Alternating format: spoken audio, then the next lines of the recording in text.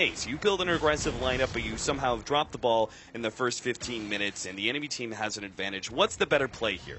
Do you just go ahead and give up a lot of your map control and wait out your opportunity, or do you try and force the fights anyway? I think she's going to go on Jerax right now, who has a TP, but he doesn't have enough mana to use this, and he was trying to drag the creeps over, but FNG going to get another solo kill as he's on a Mega Spree, but I think what you do if you're MVP Hot 6 is wait out the items that you absolutely need to fight. Like, if Hot 6 can grab a few items on their course, like if Forev gets a BKB for the next fight, and if you get a Bloodstone on the Lina, then maybe you can get into an engagement. Like, those are probably the items that you wait for. Oh, MP. Telekinesis up and taken out. I'm not sure what his plan there, if he was just hoping to be able to push out the wave real quick, but this build is also perhaps a bit questionable for the Lina as well, going for the Soul Booster, Bloodstone, rather than the Eul's Scepter, which would have given him maybe a lot more solo killing power. Yeah, but I don't think he wanted to play the solo killing style. I think they were trying to get into team fights early, but especially when that mid-fight collapsed where they lost so many heroes, and then especially with that Roshan, things kind of just went the other way, and MVP Hot 6, they don't really have the best lineup at coming back into this game because their comeback mechanic doesn't really exist. You've got a Midas on Forev, but the rest of their heroes aren't designed to be behind. Like, Lion is a pretty greedy support. Pugna is definitely a greedy support. Like, you need that hero to have some measure of items to be able to do anything, because as we saw, when he walks forward to Nether Blast, he gets fissured once and then dies. Yeah, especially when they try and do the Blood Rage Pugna. Yeah, we saw that a couple of times where they wanted to get down. the extra damage for Nether Blast on towers. That's just so risky, as Virtus.pro have more than enough initiation and long-range nukes to be able to bring down that Pugna if necessary. BKB is coming up soon for our Templar Assassin. It's got the Desolator, Blink Dagger, and of course that Aegis of Mortal that we saw earlier. Hasn't died a single time yet.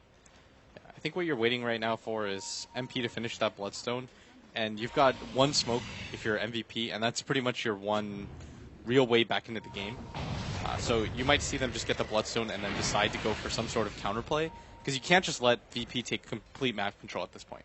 Like, once you get those items on MVP Hot 6, what are you really waiting for? Like, it's going to take you way too long to get an Aghanim Scepter on Lina. Like, right. The game probably ends before that if you let it progress at this rate. So you have to choose at some point to get aggressive on the map. Oh, Forev.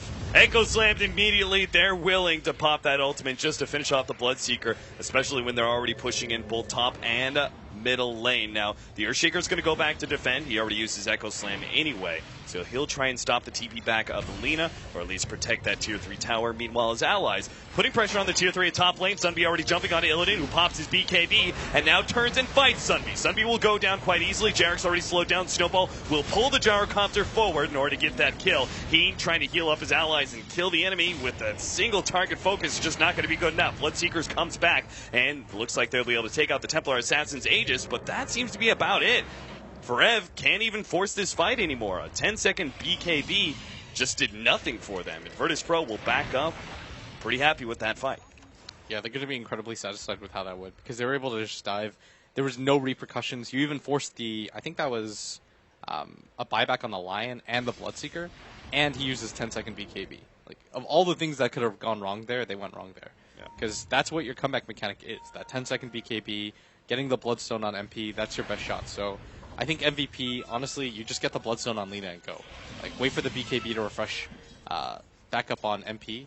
Because if you just sit back and passively wait for the game to end, you're going to give up the Roshan onto VP, and there's not a lot of locations that you want to get into a fight with.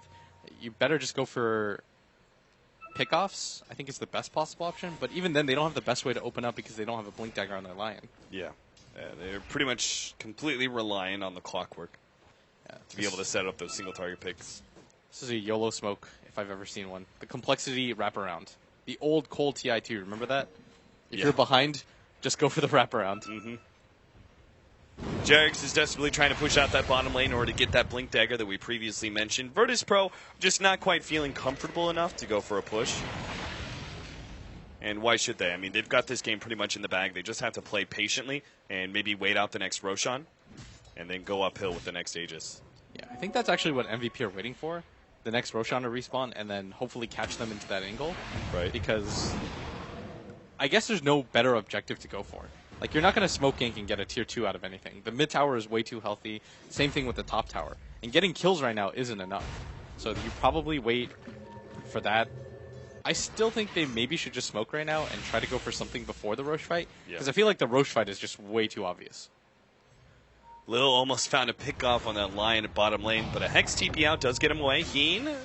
Then G is going to commit the Echo Slam. He immediately gets ruptured and force snaps himself away. TP's out. He's good. The call down also zoning away a lot of MVP Hot 6. In fact, it's going to get a kill on Sunby. Now they're going to pursue for more. Illidan is trying to just right-click these heroes down, and with the trap, he will be able to catch up to NP. Gets that kill. And Jerix, well, healed up by the Bloodstone, will start backing himself up. Turns to go for God, hexing him away. But now there goes the Ice Shards to try and block him back to his retreat to the Fountain. God moves forward right in front of the Fountain. Gets the kill. Lion was running up those fatal steps, but it wasn't good enough. And sure enough, MVP Hot 6 call it. GG, 24 minutes, 26-5. Virtus Pro, a very dominant victory by them.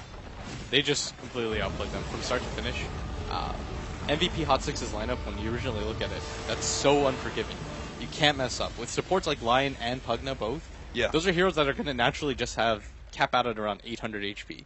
Even if you decide to do the Sing Sing 5 Bracer kind of thing, and Lil sells everything and he buys 5-6 mangoes, but the thing is, he decided to build incredibly defensive while FNG was allowed to go for the Blink Dagger, and it just made such a big difference. As you mess up 1 or 2 fights with MVP's lineup, you just lose the game.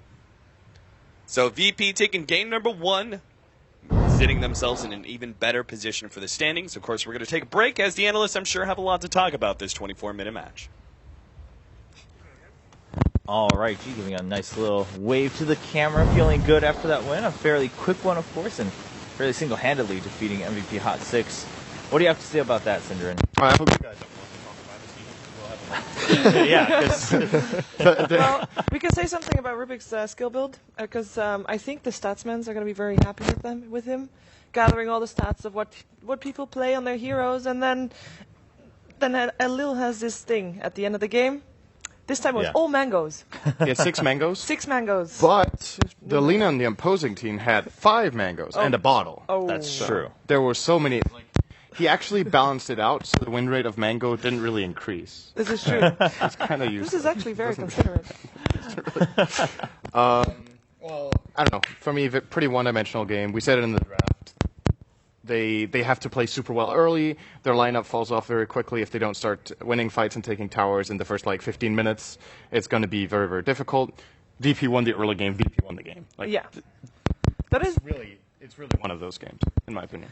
That is basically all that happened. We talked about this at the start of the game. If Hot 6 was going to win, then they're going to do it at the start of the game.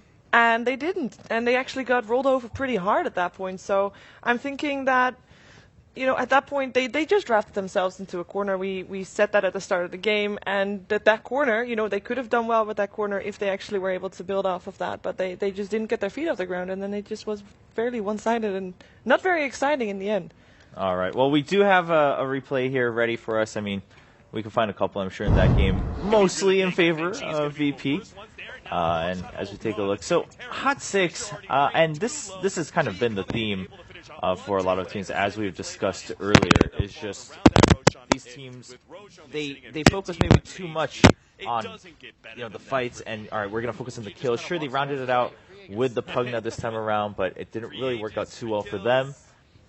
Just, it's this, we always say, all right, maybe it's not, the drafts are all right. That's been the theme we've had so far. But in Hot 6's case, do they need to change the draft a little bit? Because we've seen this repeated. Yeah, it's a very similar situation with the EG. They come up with this last pick, which has to be a spellcaster for their solo mid player, which in a sense doesn't really, it's so difficult when you have to play around like this player can only, I'm not sure if they only want to put him on spellcasting mid heroes or he just plays spellcasting. It's a huge hindrance towards the drafter, I feel. A lot of limitations, and it's just basically most of the time you try to avoid stuff like this in a team. You don't want limitations on, I can only play this hero, or I only want to play this sort of hero. It's generally a negative thing for a team.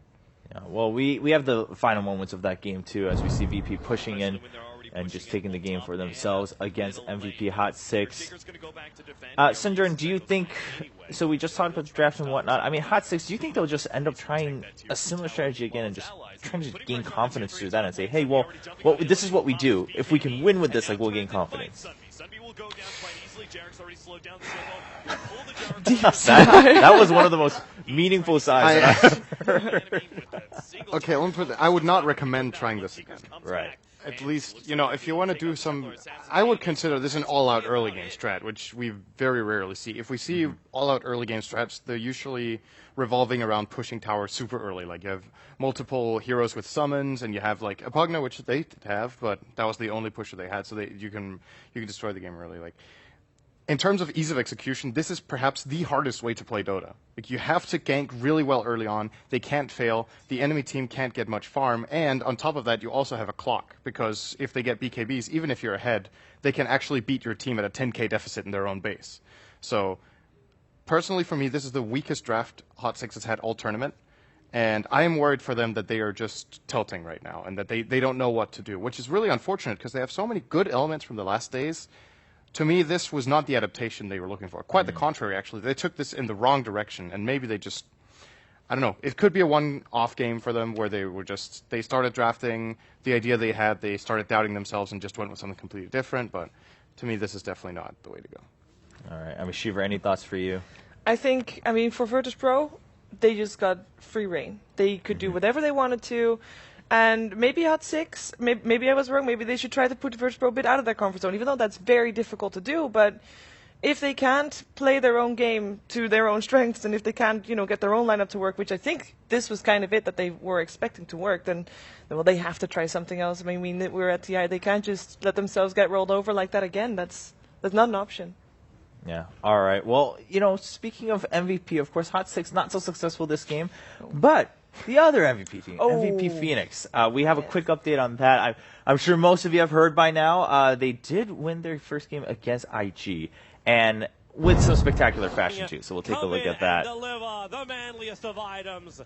The triple rapier game? Yeah. Yes. Game. Spoilers. Oh man. So, as Empire, you go late game against an Ember and a Gyrocopter. It's just, I'm really nervous really worried rather for IG at this point. Okay. That is the appropriate reaction to that slide of this. But you got to be worried for IG. We were skeptical in the start. They had some good plays, some bad plays on day one. Yesterday, they also didn't really show up. They've got the draw against LGD, which is clearly their best result on paper, and they're now down 1-0 against MVP, who most people believe to be maybe the weakest team of the group. And I'm nervous for IG as to whether they can get their play together again. They most likely have to accept being in the lower bracket at this point. Mm-hmm. Going into the main event, they need to win a best of one in the start. We could see IG in the bottom 4, technically, if they don't get out of this slump, which would be, it's almost impossible to imagine going into the tournament that, maybe IG don't play super high, but bottom 4? Yeah, Winter, what do you take away from this? IG, what's going on here? Simply put. Yeah, even on the first day, we were talking about, when we were discussing about IG, we weren't really sure what would happen to IG. Will they do well, or will they just crumble? Because they have been showing a lot of mixed results and hasn't particularly performed well in the recent patch as well. So they have a few days to change up, take a look at the replays and the closer angle and try to figure out whether it's mostly the draft or execution or what heroes they should prioritize more based on the stats of their team. There's a lot of work they